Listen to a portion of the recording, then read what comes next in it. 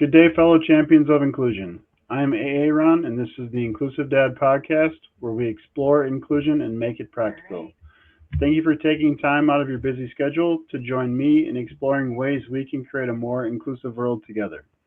You are important, you matter, and you can make a difference. Today, my guest is Robin Harwick. Welcome to the show. Thank you. Glad to be here. Absolutely. Why don't you just start us off by telling us a little bit about yourself? Okay, great. So I'm Dr. Robin Harwick, and I am the founder and director of the Pearl Remote Democratic High School. And I could talk about the school forever, but what I'll say to start it out is I really did start the school because I was so frustrated with the gap between research and practice, particularly around inclusion. So my doctorate is in secondary special ed and transition. I have a master's in early intervention. So we know what best practices are. I've studied best practices. I've done educational research. I have worked in research at universities. And my frustration was when we go out to the schools and we look at what's happening, best practices are not often followed. And I know that teachers have tremendously large classes. The system is not designed to really allow the teachers to do best practices. So for you teachers out there, I'm not pointing fingers directly at you. It's an issue with the system. Right. And so out of much frustration trying to work at different schools, doing teacher prep programs, doing trainings at school districts, and teachers would come back and say, you know what, Dr. Harwick, we're mad at you. I was like, why are you mad at me? Well, because we tried to do these things that you taught us about, but our districts won't let us, or there's just too many kids, or there's so many barriers that can't happen. So over time, I decided that I would just start a school. And so we're a micro school, but it really is about taking those best practices, creating an inclusive school culture that allows everyone to thrive. Sure. Yeah, I love that. What is your definition of inclusion? I think about inclusion kind of from a societal perspective. It's one of the things that I talk with our students about. An inclusive school means everyone is welcome. Everyone. Oftentimes we get questions where people say, oh, this is just a school for kids with ADHD. Oh, this is just a school for kids with autism. No, we're an inclusive school. That means everyone is welcome. And in society, we are with people from all different backgrounds, with all different disability statuses, with all different strengths, preferences, and needs, regardless of whether or not they have a disability. And so that's, in my thinking, that is what inclusive culture looks like. And if we want inclusive society, we have to do it in the schools. Yeah, I love that definition. So part of my story is I have a daughter, Cecilia. She's 22, has epilepsy, cerebral palsy, but qualified as severely multiply impaired for an IEP. So she was sent early on to a classroom across town. I didn't know any better, found out about inclusion, and then fought to get her back in with her peers. But I like your definition because, like you're saying, that's the way we are in society. So let's have the school set up the same way. Because my experience was that we had her, she's excluded, but then we want her to be included in society. So like she's being taught, or other kids are being taught to exclude her at that age. How's that going to work out later? So that's a great definition. Exactly. And that's, if we don't have those conversations, if we don't have them with youth who really have a kind of innate sense of justice and fairness, but people are afraid to have the conversation. Right. And so when you're afraid to have the conversation, people don't know, how do I support somebody who may need support? How do I ask permission? How do I not make assumptions based on people's, disability status or not? And I think that is, when you think about the way special education is offered in many settings, and as you said, the kids, are over there, maybe down a particular hall. Back when I was younger, it was always in the portable outside. Right. And then we say, well, we want to have an inclusive society for people with disabilities, but people have never had the opportunity to even think about what that may look like. Yeah, for sure. So first, I think can you define to me what a democratic learning environment is? Because I see a lot the word democratic learning environment coming up a lot in your stuff. I just want to make sure I understand correctly what that means. Thank you for asking that question. this is pro-democracy. It is not about being a Democrat versus being a Republican. This question comes up a lot. This is about democracy and, what does a democratic society look like? And this is where inclusion fits in really wonderfully too, because we want all members of a democratic society to be able to participate in the decisions that affect them. Right. We are about creating an environment where young people can learn to become informed, competent citizens, right? Regardless of what their political party or political affiliation is. So, we focus on voice and choice. And we have some really, really great discussions about, sometimes we put up a poll. All right, what book are we going to read next? And some kids don't answer the poll, and then they hate the book. These are low stakes ways to think about voting, right? Sure. So they're like, I hate this book. I didn't want to read it. Did you vote? No, I didn't feel like voting. Did you bring something else to the table? Did you share what you wanted to read? No. So what does this mean for you? What do you think, right? And then they usually say something like, well, I guess I should have said something earlier. And so that's an example of like being democratic. We also talk about, well, do we want to be consensus based, or do we want to do majority rules? And what does that mean? And then we have conversations. Majority won this time. This time we picked this book. So next time you can create a pitch. You can try to convince people that the book that you want to read is going to be the best book and we're going to vote it. Or do we continue having a conversation so we reach consensus around the book? Awesome. So rather than having like a civics class, which a lot of schools don't have anymore anyway, but rather than having it something that, it's like this little piece over here, it's embedded throughout the curriculum all day, every day. Okay. And that's, again, when we talk about, society and inclusion, because some people might say, well, why does so-and-so get to have an extra, 4 days and I don't get an extra 4 days? Let's talk about that. And every time we have that conversation, students come to like, oh, I see that. Yeah, it is totally fair because that person needs it and I don't, because I was slacking off and they have a different situation, right? So all of that in our philosophy is democratic learning as well. Gotcha. So does that also carry over to like the rules? Like yes. The rules? Okay. Yeah. So. I have a great story about that. When we started the school, I said, all right, so part of a democratic environment is students create the rules. And we do that together. Instead of us giving you your student handbook and saying, here's your rights and responsibilities, we're going to create those together. And the students, this was during the pandemic. And so the students like, we don't want any rules. I'm tired of rules. That's why I left, public school. And I said, okay, great. So are we anarchists then? And they all laughed and they were like, I don't know. And I said, all right, we started with a very small cohort. We have 5 students. So I said, let's go with it. We have no rules. We're just going to see what happens. The very first rule that the students created was they were worried when students didn't show up to class because it was the pandemic. Okay. And they're like, what's going on? Where's so-and-so? We don't know. Are they okay? What's happening? Is their family okay? And so they said, we need a rule. I said, we do? I thought we didn't want any rules. Right.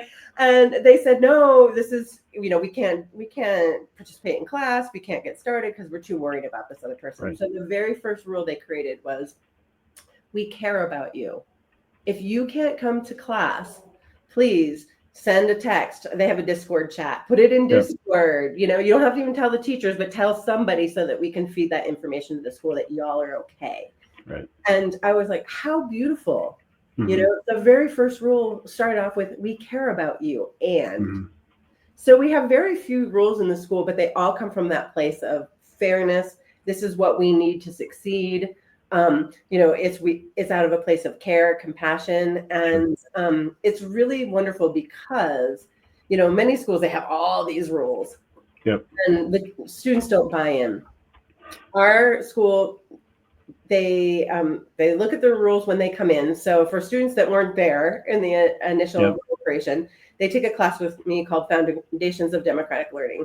And what we start with is like, here's what was done before you got here. Mm-hmm.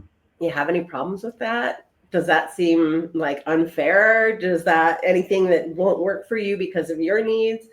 And so far, every student that has come in since 2020 has been like, that's not asking too much. Like I can do that. So Sure.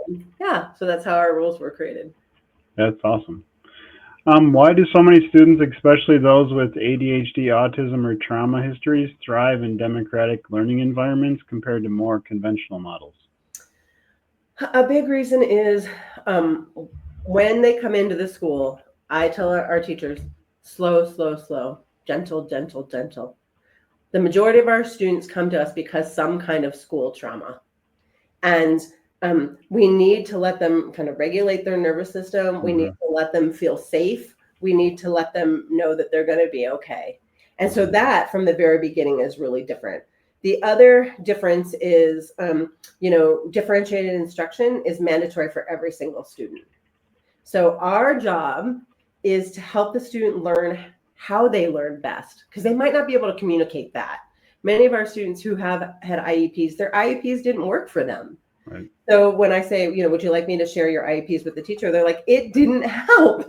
No, right? That's why we're looking for something different. So we start over and we help them learn how to, that does work for me. I can retain information that way. I need a video so I can watch it a couple times. Some of our students have learned that if they listen to the text while looking at the text, it really helps them attend to the text, and they can remember, what they're reading, and they can talk about it. So this is all that part about why it works so well. We take that time to help the students learn, and then they can communicate it to their other teachers, right? I have learned in Dr. Robbins' class that it really helps me when, and from the IEP process, which you're familiar with, this is part of what's supposed to be happening. Right. So that the students can start saying, you know what, that doesn't work for me. I don't know that way. The fact that you put so many words in your instruction, thinking that you were explaining it really, really well, made me so overwhelmed that I have no idea what you want. So you need to simplify your instructions. And then the other piece of it is, in a democratic environment, not only do we have to teach in the way that students learn best, but we give them opportunity for how they can demonstrate what they've learned. So it's not one size fits all, right? Some of our kids do a podcast at the end of a unit, right? And they tell us what they learn. Some of our students write a song. Some of our students draw. Some of our students are really prolific writers, and they're like, can I just write a standard essay? Sure, yes, you can. And the reason we can do this is class sizes are capped at 10 students. So we also know that what we do, yes, for a teacher that has 30 students in the classroom, this is really impossible, because you need to learn about your student. You have to help them learn about themselves. You have to adjust when their situation changes, and you have to be flexible. The other thing I'll add is many of our students have the diagnosis of PDA, pathological demand avoidance. I love the reframe that I've heard from the autistic community, which is persistent demand for autonomy. So beautiful, right? Like, who wants to be pathological? But if I want autonomy, I want that. And again, from special education, we want to grow autonomy. So if this kiddo has persistent demand for autonomy, we're going to give it to them. So one of the things that we do, we lead with the why. So if you were the kid out there, for parents that are listening, if you were the kid that got in trouble at school because you're like, why do I need to know this? We start with that. We are learning this because it'll help in these areas, or because one of the students in the class said they really wanted to learn more about ancient Roman history, for example, or something like that. And so we're doing that. And then they learned that they all get that opportunity. Right now we're studying ancient Roman history because Joe loves that. And next we're going to go to a food tour of Latin America because this, Jennifer wants that. And then we're all going to participate in that way. So we lead with the why. The other thing is they always have choice. I love it when my students say, Dr. Robin, this is so stupid. I was like, It's stupid? Oh my gosh. I didn't mean to make a stupid activity. Like, what do y'all want to do instead? Thank you so much Mm-hmm. for telling me. I never get offended. I think it's hilarious. Yeah. And often when they say that, then I put it back to the classroom, and this is the democratic. If my idea is so stupid that nobody wants to do it, and that's why nobody is talking right now, what's better? Right. And they learn collaboration because this is when they get really fired up, right? Dr. Robbins' idea was really stupid, so we're gonna come up with something better. And they're talking to each other, they're collaborating, they're working together, and they have to do the whole arc. They have to come up with the idea. They have to come up with how are they going to demonstrate their learning. Right. How does it relate to whatever subject theme that we're involved in, and they build that together, and then I go, okay, this sounds like a great plan. Let's try it. Yeah, that's awesome. Can you talk about how trauma shows up in learning and how trauma-informed, choice-driven environment can promote healing and success? Yeah. So there's a lot of research around how trauma shows up in the classroom, and trauma often looks like disability in the classroom. Trauma often looks like ADHD. It may look like behavior disorder. It may look like a learning disability. I have a great image, which I should have thought so I could pop it up there. But when we look at the effects of trauma in the classroom, it maps really like closely to a lot of diagnoses. Right. So not being able to stay on track, not having interest, fatigue, memory challenges, a kind of overreacting to things that from the teacher's perspective don't seem like a big deal.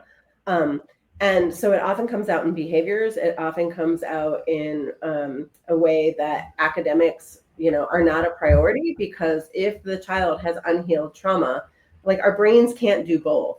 Right. We can't try to survive and learn algebra and trigonometry.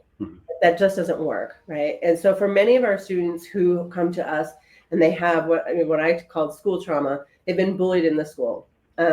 They sometimes have been bullied by the teachers. We had one student who came to us and he said, I always thought that I was stupid. And I was like, why did you feel like you were stupid? And I knew that this child had failed a lot of classes. And he said, well, my teacher told me I was. And I said, you mean they made you feel like you were stupid? No, my teacher told me I was stupid. Right? So once a kiddo has internalized that, then it shows up in, I can't do math. I'm just no good at it. And then when they believe that, they won't try. So one of the things that I tell my teachers is, I want you to believe in every student and their ability so strongly that they begin to believe in themselves. Right. And I say, I'm going to hold that for the students, because when I tell them, I'm like, you're brilliant, you're so creative. I don't believe that. And I was like, well, I do. And I'm going to hold that for you until you do. Right. And so one of the things I talk about a lot is special education is not about lowering the bar for students. It's about giving them the supports they need to reach the highest bar. Yep. Right. And so we don't want to lower expectations. We want to help them get to their most brilliant potential. And often trauma is overlooked. And so kiddos get disability diagnosis. They, when kids get disability diagnosis, they also don't get any support around what that means for them. Right. And then I worked a lot in the intersection of child welfare and disability. And the kiddos had disability diagnosis and were always, the part of their identity was, I'm a disabled person. Yep. And then when they age out of the foster care system, they go to adult disability services, and the adult disability service says, you're not disabled. And they said, what? You can't get services here. You have a reading disability. That doesn't qualify. It's not a qualifying condition. So the 13 qualifications for special education do not map directly to adult disability services. So then there's this gap. And it's like, but I thought I couldn't do X, Y, and Z because I had a disability, and now I'm an adult, and you say I don't have a disability? What the heck? I'm so confused, right? Right. So those are other areas of trauma where nobody has helped with the identity formation around what these labels and diagnosis mean for that kiddo, or what it's going to mean long term, and how it might impact. And that should be part of transition planning, but is often not. Yeah.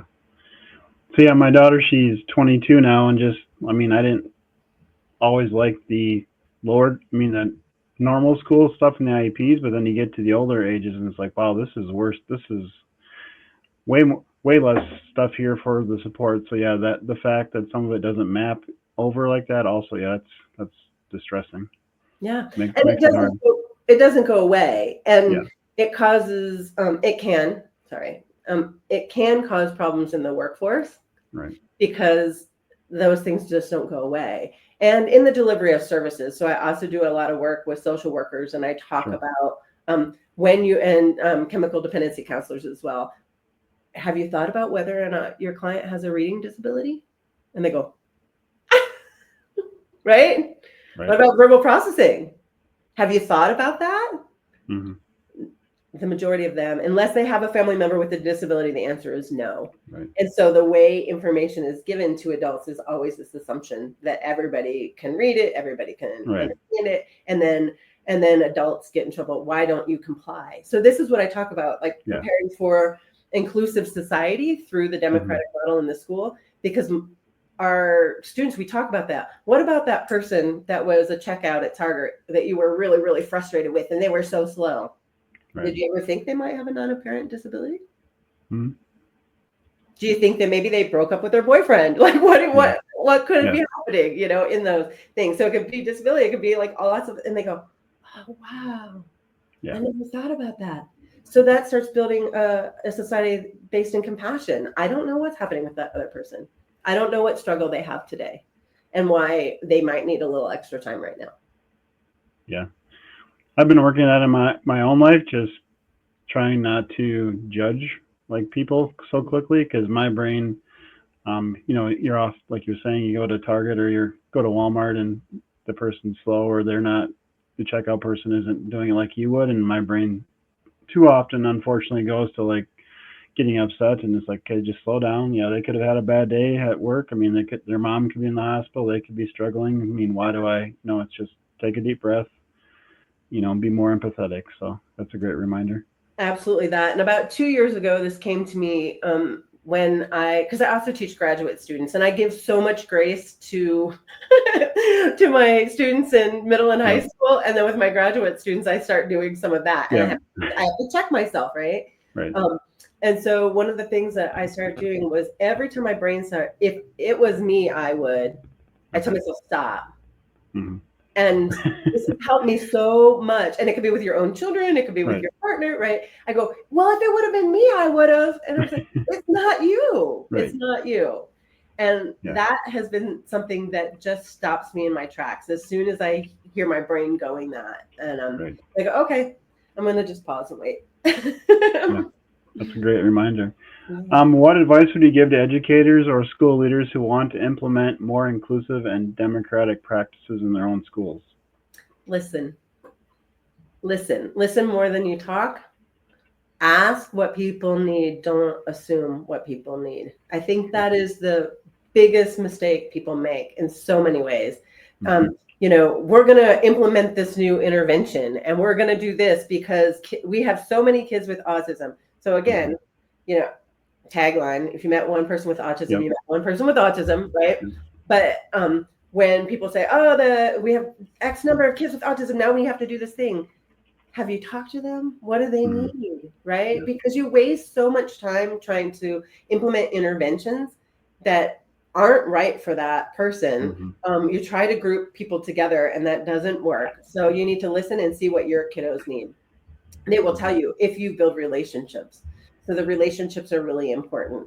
You also need to make sure you're talking with the parents and the kiddos, because sometimes what the parents think the kiddo needs is not what the kiddo needs. And that's really, with teachers and with parents, it's always a balance between giving support and building learned helplessness.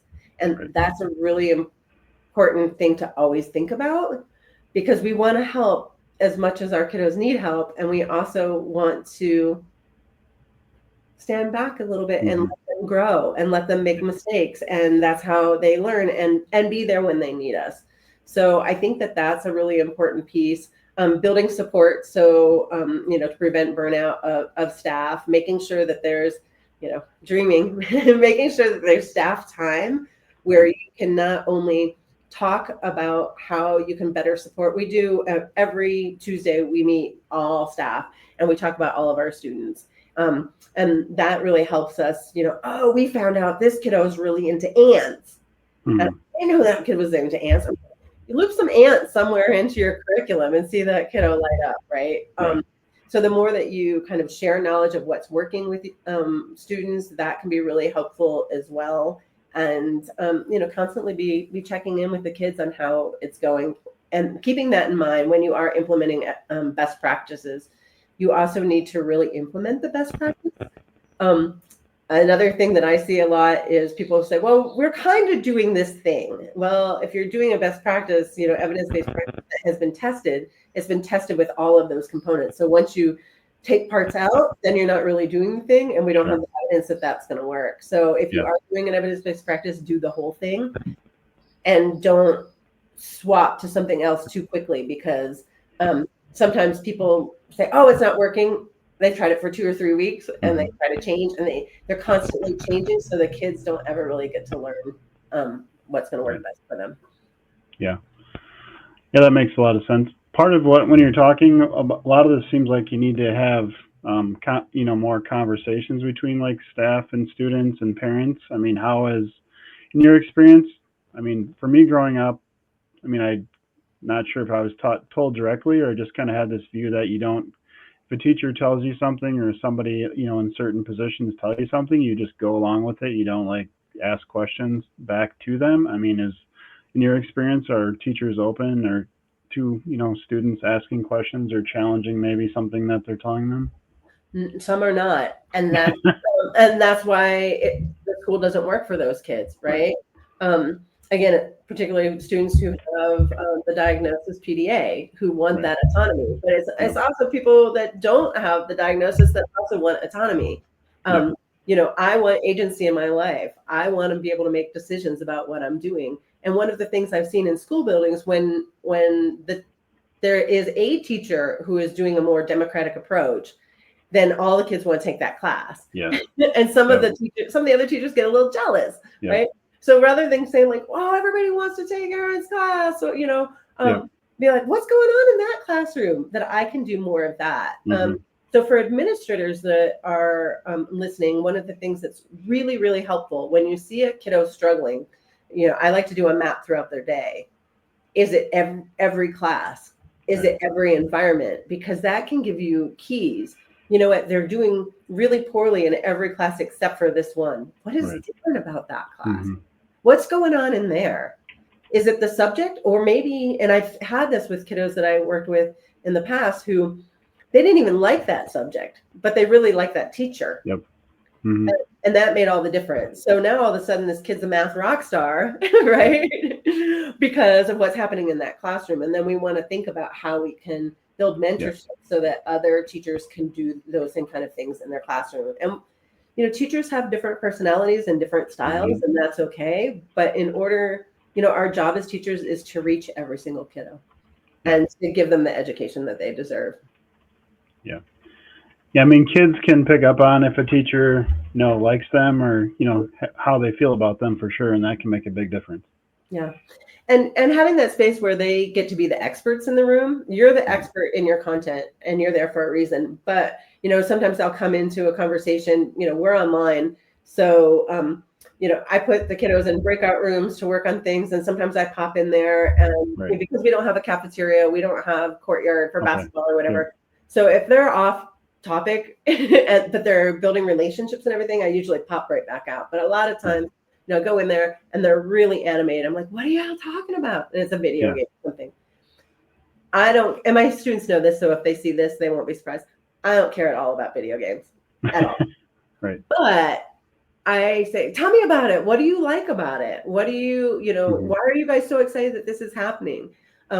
Because I care that they care. I care that it's so exciting to them and it's something that matters to them. And so I am going to listen for a while, not a super long time, but But that's also that relationship building. They're Yeah. the experts about those video games. And sometimes I get ideas about how I can use it in the curriculum. Like I've learned a lot about how video games have this whole world building element, which I didn't know about.